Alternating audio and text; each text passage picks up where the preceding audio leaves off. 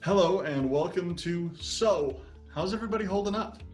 Named one of the top 100 limited time short form cybersecurity vendor web shows by no one. I'm your host, Nathan Burke, and on every show we have three segments: gather data, ask questions, and then finally take action. This week's top story, it's World Password Day, and what better way to celebrate than to update your credentials? If you needed a few examples, we've got that. Let's start with Godaddy. According to ThreatPost, if you have a domain through Godaddy, you probably want to take a minute to reset your password, PIN, and enable two-factor authentication if you haven't done so already. The company told ThreatPost that only 28,000 of its 19 million customers were affected by the attack when an unauthorized user was able to access login details in an intrusion back in October. And in other news, Wired reported that an adult cam site exposed 10.88 billion, that's billion with a B, records leaking 7 terabytes of user data. Out of the 10.88 billion records, the researchers found 11 million contained email addresses, while another 26,392,701 had password hashes for both CAM4 users and websites. It looks like this was yet another example of an exposed Elasticsearch instance, and feel free to write your own joke on that one. Now on to the segment of our show where we ask a celebrity that is completely unrelated to cybersecurity a question about cybersecurity. This week, we welcome actor, singer, best known for being Greg Brady on The Brady Bunch. Barry Williams is here. Welcome, Barry. Hi, this is Barry Williams from The Brady Bunch.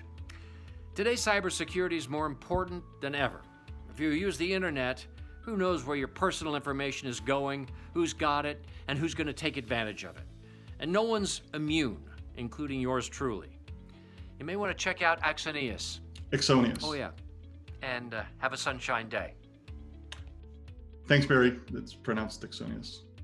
Moving on to the last segment of our show, where we ask an actual cybersecurity expert for a piece of actionable advice. For the second week in a row, I am joined by SANS instructor, Axonius CISO, and fine dining enthusiast, Lenny Zeltser. Thanks for being here, Lenny. Here's my tip for security professionals looking for a relatively quick win that will benefit the security team, the organization, and your employees. Roll out single sign-on across as many applications and websites as you can. You can start out small by enabling single sign-on support for just a few of the applications that your employees are using most actively, and then gradually increase the scope of your project. You will find that your security will improve because you'll have a centralized point from which to enforce access restrictions and perform your audits.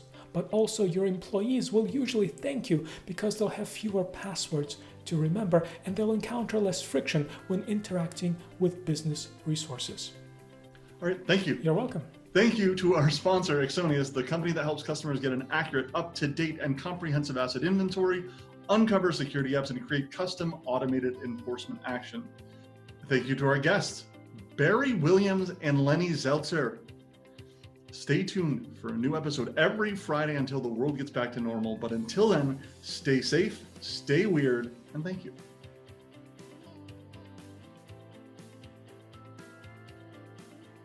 Custom automated flu. Thank you. But until then, stay safe. Stay safe. Now, on to the segment of our show where we, this is tough to say. And I wrote it. I shouldn't have done that. All right. Thank you to our sponsor. Thank you to our sponsor.